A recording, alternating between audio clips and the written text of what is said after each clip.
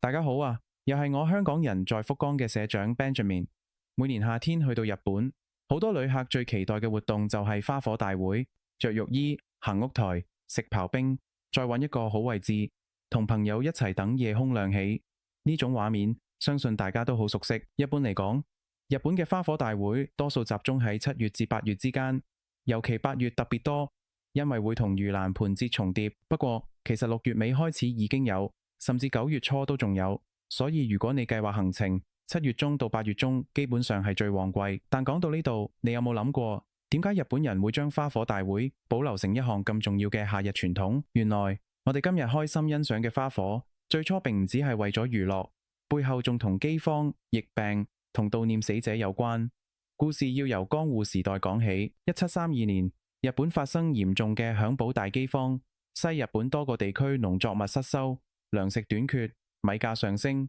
同一時間，江戶亦爆發疫病。當時未有現代醫療，普通人面對饑荒同疾病，幾乎冇能力保護自己。一場災難過後，有人失去家人，有人失去生計，甚至連一餐溫飽都變得困難。去到1733年，江戶幕府第8代將軍德川吉宗安排喺隅田川兩國橋一帶舉行水神祭，人們祭祀掌管水源嘅神明，同時悼念死者，祈求疫病退散。其中一個最廣為流傳嘅講法係，當時兩國橋附近嘅料理店獲准喺祭典期間施放花火。後來呢場活動被視為兩國村開花火嘅起源，亦即係今日隅田川花火大會嘅前身。不過歷史上對1733年係咪真正起點，其實仲有唔同意見，所以比較準確嘅講法係呢個係一個廣泛流傳嘅起源說法，但並唔係完全一致嘅歷史定論。其實花火早喺呢件事之前已經出現喺日本，火藥傳入之後，最初主要用喺戰爭同火繩槍。去到江戶時代，長年戰亂逐漸結束，原本掌握火藥技術嘅工匠開始將技術轉向祭典同表演。火藥本來係用嚟破壞，但去到和平年代，卻慢慢變成照亮夜空嘅工藝。呢個轉變本身已經好有意思，而花火真正成為日本夏天嘅共同記憶，仲同江戶人嘅生活方式有關。當時未有冷氣，日本夏天又濕又熱，江戶人其中一種消暑方法就係去河邊納涼。所謂納涼就係去水邊吹風、散步、食飯、同朋友聚會。兩國橋附近有茶屋、食店、遊船同表演，有人坐喺河岸乘涼，有人坐住屋迎船，喺河面等花火升空。原本帶有慰靈同祈福意思嘅花火，就喺呢種夏夜生活入面慢慢加入娛樂、飲食同商業元素。同一時間，花火師之間亦開始比較技術。江戶花火歷史入面最出名嘅係建屋同玉屋，兩間花火屋曾經分別負責唔同河岸嘅花火。觀眾見到精彩效果就會高呼玉屋或者建屋。今日喺日本古裝劇或者一啲傳統花火場合，有時仍然會聽到呢兩句叫喊，表面上好似打氣，其實背後係江戶時代花火文化留低落嚟嘅記憶。由嗰個時候開始，日本花火逐漸由單純爆開嘅火光發展成講究顏色、形狀、聲音同節奏嘅工藝。一粒花火肉入面，每一粒會燃燒發光嘅火藥都要預先安排位置，升空之後幾時爆開，點樣形成圓形，顏色點樣轉變，全部都係花火師事前設計。所以日本人欣賞花火唔只係睇一聲巨響，而係欣賞工匠用幾秒鐘完成嘅作品。不過去到今日，唔係每一場花火大會都有相同起源，有啲同神社祭典有關，有啲用嚟祈求豐收同地方平安，亦有啲係為咗悼念戰爭、災害或者事故死者。部分地方嘅花火活動亦會同盂蘭盆節、慰靈祭或者送靈活動一齊舉行，所以唔可以簡單話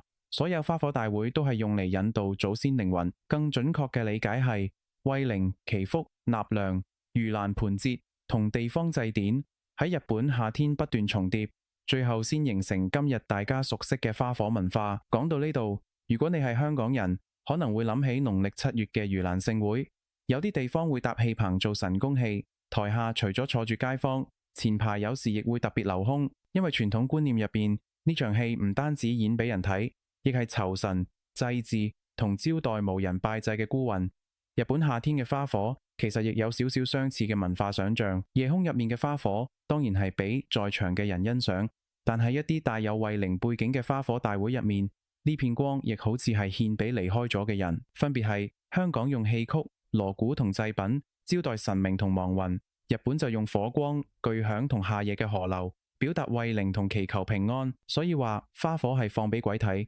雖然有少少誇張，但又唔係完全冇文化根據。更準確嘅講法係，呢場花火其實係生者同亡者共同分享嘅一個夏夜。生者抬頭欣賞，亡者就喺人們嘅記憶入面再一次被想起。講到呢度，我哋再望返今日嘅花火大會，旅客去到現場最容易見到嘅可能係浴衣、屋台同人山人海，但對當地居民嚟講，一場花火大會其實係整個社區共同完成嘅事。有人提供贊助，有人安排交通，有人維持秩序，亦有人負責清理垃圾。自治體、警察、消防、商店同義工往往要準備好幾個月。遊客享受嘅可能只係1個鐘頭，但背後其實係一個地方用好長時間守住嘅夏日傳統。所以參加日本花火大會唔單止要知道邊個位置影相最好，亦要尊重當地規則，唔好阻塞住宅入口，唔好擅自進入私人地方，唔好長時間停留喺橋面同緊急通道。